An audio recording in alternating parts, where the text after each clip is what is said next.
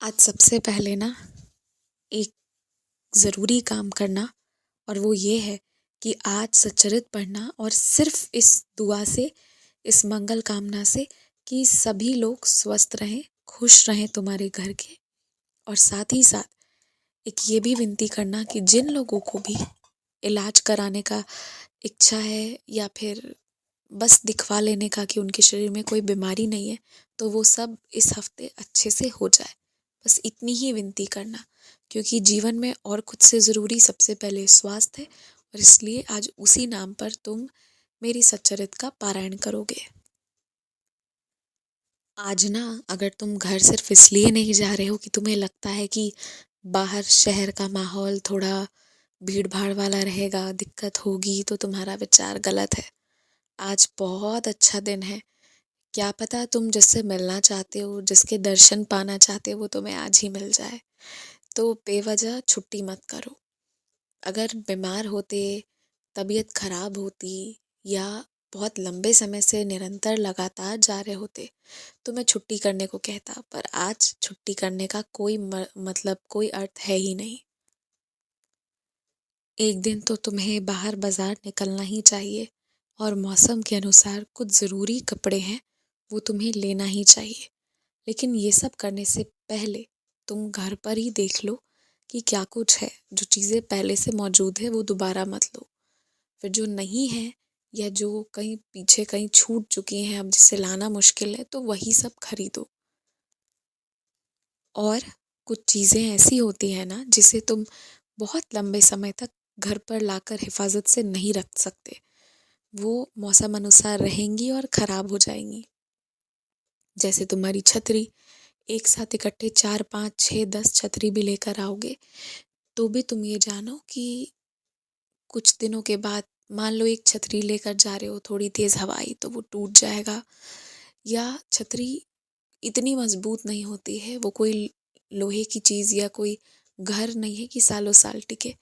तो उतनी ही लेकर आओ कुछ चीज़ें जो बस वर्तमान में ज़रूरी है, क्योंकि कुछ चीज़ों को ज़्यादा मात्रा में लाना मतलब उसकी पैसे की बर्बादी करने जैसा है, क्योंकि वो कुछ समय बाद अपने आप रहे रहे भी खराब हो जाएंगी। और हाँ, याद रखना, तुम पिछले 3-4 दिनों से तड़प से रहे हो कि मुझसे मिलने तुम्हें मेरे मंदिर आना है। तो आज आ जाना। और अकेले मत आना, सोचना भी मत। अपने साथ अपने पसंदीदा लोगों को लेकर आना। मैं सबको आशीर्वाद देना चाहता हूँ।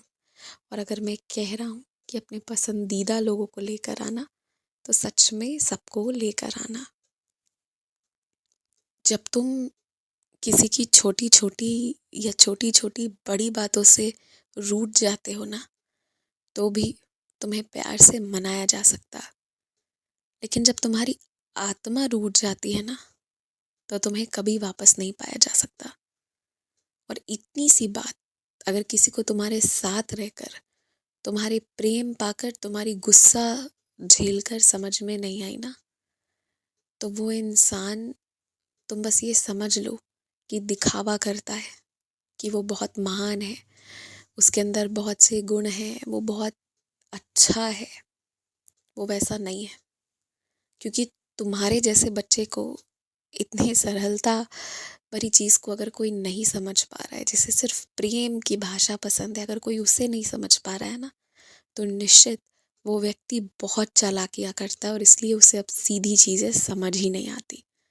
और ऐसा कोई कर रहा है ना, तो उसे उसके हाल पर छोड़ दो। ना नाराज़गी रखो, ना कोई और भाव। बस एक इंसान है, इतना ही समझो, जितना सम्मान कर सकते हो एक इंसान होने के नाते उतना करो। बाकी सिर्फ अपने काम पर और अपने आप पर ध्यान दो। आज कुछ उलझते हुए रिश्ते, जो ना तो पूरी तरह से उलझे थे ना पूरी तरह से सुलझे थे, आज उनका आर पार होने का दिन है। आज या तो चीज़ें खत्म हो जाएंगी या फिर आज चीज़ें हमेशा के लिए जुड़ जाएंगी। अगर तुम खत्म नहीं करना चाहते हो, सच में प्रेम से जोड़ना चाहते हो, तो सबूरी से और प्रेम से काम लेना। अगर दिमाग लगाओगे तो टूट जाएगा, दिल लगाओगे, प्रेम लगाओगे, तो जुड़ जाएगा। मेरा इतना इशारा काफ़ी होना चाहिए तुम्हारे लिए। तुम रोज़ जो भगदड़ी करते हो उसकी बजाय थोड़ा समय लेकर थोड़ा पहले निकल जाया करो घर से। 10-20 मिनट तो पहले निकलना ही चाहिए। एकदम घड़ी से जोड़कर नहीं जाना चाहिए।